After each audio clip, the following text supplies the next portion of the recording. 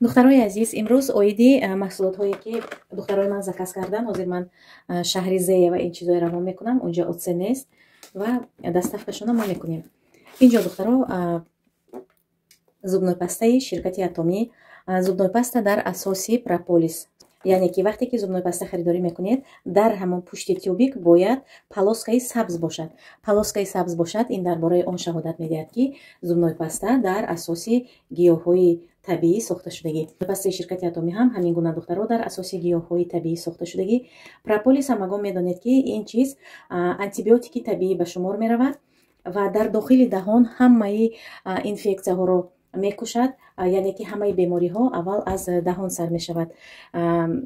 бемориҳои роҳҳои нафас ҳамаш аз дандонҳо, аз кариеси дандонҳо, ҳамин чизо то гулӯя меравад. Баъд анами хел танзилиту ҳамин дигару дигар чизо пайдо мешавад. духтаро, вақте ки мо инфексияи ҳамин дар дохили даҳон будагия ана ҳамин зубной пастаи прополис кати мекушем, тамоман ягон беморӣ мо ба наздик намешавад гӯема. ана ҳамин зубной паста духтаро 200 миллиграмм аст дар як тюбик. 5 дона дар як упаковка, нархаш 1700 рублей. 4 пиви дорад, яъне 4 бал дорад. ана ин зубной паста бошад духтарои азиз. Ин ҳам аз ана ҳамин серияи прополис аст духтараҳо. дар дохили ин 4 дона паста аст. ина духтаро, вақте ки зубной паста харидорӣ мекунед, ҳатман ана ҳамин ҷашба назар кунед ки инҷо бояд полоскаи сабз бошад. Это говорит о том, что зубная паста сделана на основе растительных происхождений. Ана ҳамин хел. Баъдан донаи нахуд барин меандозед дар зубной щётка. ана ҳамин кати дандонатона тоза мекунед. беҳад чизи расходаш кам. бо баракат. ҳозир зубной пастаҳои бо сифата аз магниту дигару дигар магазинҳо харидорӣ кунед. 250-300 рубл средний зубной паста духтаро. зубной пастаи Атоми бошад, беҳад арзон меғалтад духтаро. чӣ хеле ки гуфтам, барои он ки расходаш кам аст. як упаковкаш, як тюбикаш 200 миллиграмм. ин бошад зубной щётка духтаро. зубной щёткаҳошам беҳтарин аст. антибактериальные щёткаҳо, щёткаҳо средней жёсткости, яъне ки сахтам не, мулоимам не, миёна. ин бошад духтаро. ин биби креми ширкати Атоми беҳад беҳтарин аст духтаро. рақами 21 ҳозир барои шумо нишон медиҳам. 21 ва 23 ду намуд ҳаст, ду хел тон ҳаст.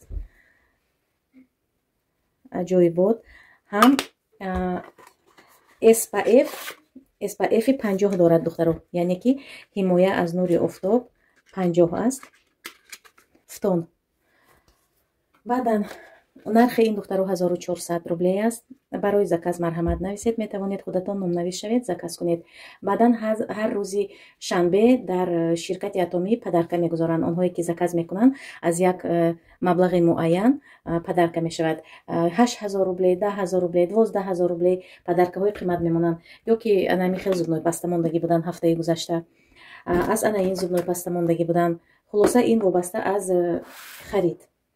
баъдан ана ин хел эссенсия духтаро. ин то охири октябр мешавад. баъди моҳи октябр уже доставка намекунанд. барои чӣ? барои он ки ин чиз ях мекунад. барои транспортировка истифода мекунам. беҳад чизи хуб буда саминам. ман ба писанд омад. мебинед қариб тамом шудагӣ. ин ҳам тоник ва ҳам сиворотка.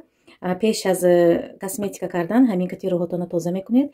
баъдан косметика, баъд биби крему, пудраву дигару дигара истифода мебаред. мешавад дар сайт. барои чӣ? барои он ки вақти зимистон ба мекунанд. доставка намекунанд. барои он ки барои ях накарданаш, сифаташ, качествои маҳсулот вайрон нашудан доставка намекунанд.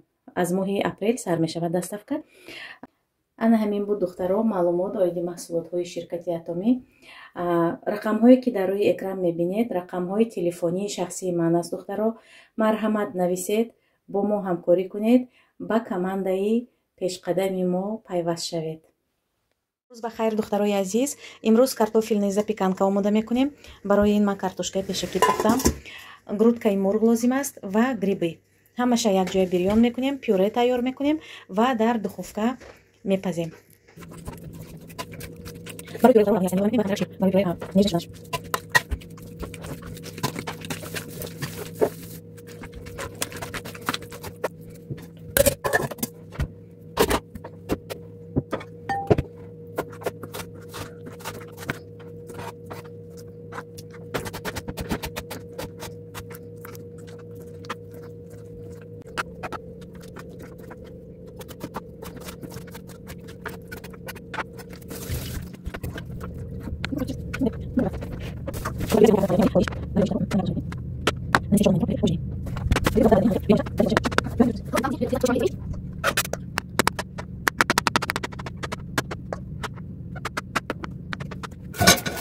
دختر واکنون بیریان میکنیم.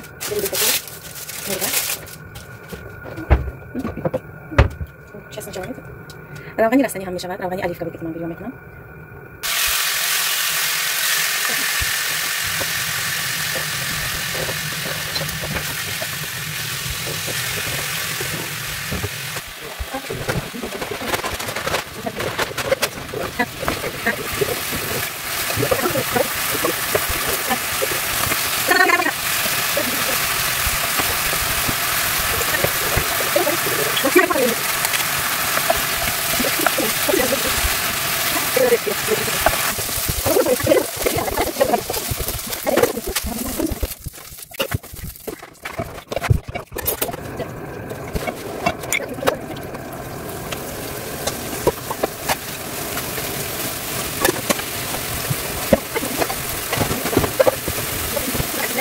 دخترو اکنون سیر استیارکا میگذارونیم و در روی همین زپیکانکا میچوشیم.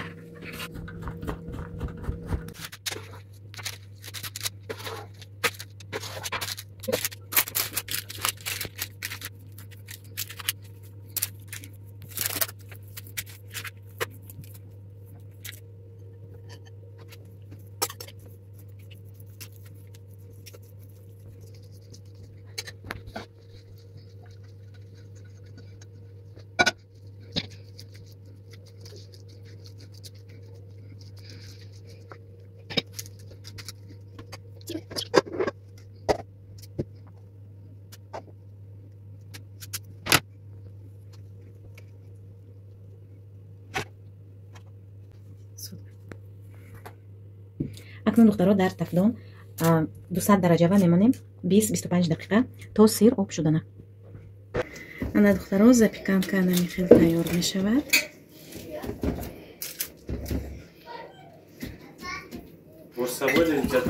Давай с собой, да. Домой тебе, да? Био соджи давам метия. برای دسرت باشد دخترها پیروگی دوست داشته من با سیب تیار شده ایستاده است. من همین خیل و کمپوت آماده کردم. اوژنی ما تیار شد دخترای عزیز. همه خوراکای وقتی که با محبت آماده میکنید به حد با لذت میشود. برای ما اشتهای طعام به شما نیست. روز بخیر تماشابینان عزیز. انا این گلی من شکفته است دخترها. 100 برگ. اینو ببینید. ایناشم سفیدشم شکفتم به نزدیک. زردشم انا میخیل.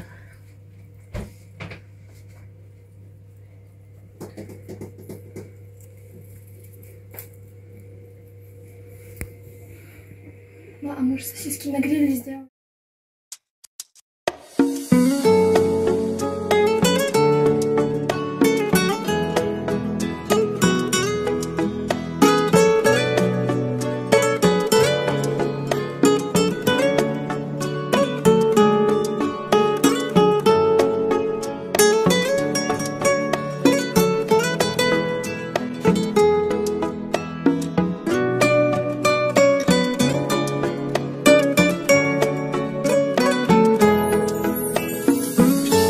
سفر کردم برای دور عزیزان به شهری دیگر و ملکی غریبان. سفر کردم برای دور عزیزان به شهری دیگر و ملکی غریبان. دلی تنگم در این عالم نگنجد. دخترای عزیز پیراشکی های 20 درجه وای ما آماده شد. توی دیگرش میپزد. شما هم همین ریسپت که آماده کنید боварӣ дорам ки ба аҳли наздиконатон писанд меояд. Рецепти хамира ман шумоа тез мефаҳмонам. 1 дона тухм, инҷо 2 кило орд, 1 дона тухм, 2 қошуқ сметана, равғани растанӣ 4 қошуқ, камтар шакар ва сода, уксус баъд илова кардам. ана ҳамин кати хамира мешӯрем. баъдан ҳами хел пирашкичаҳои монанди чебурек, пузирчатӣ тайёр мешавад.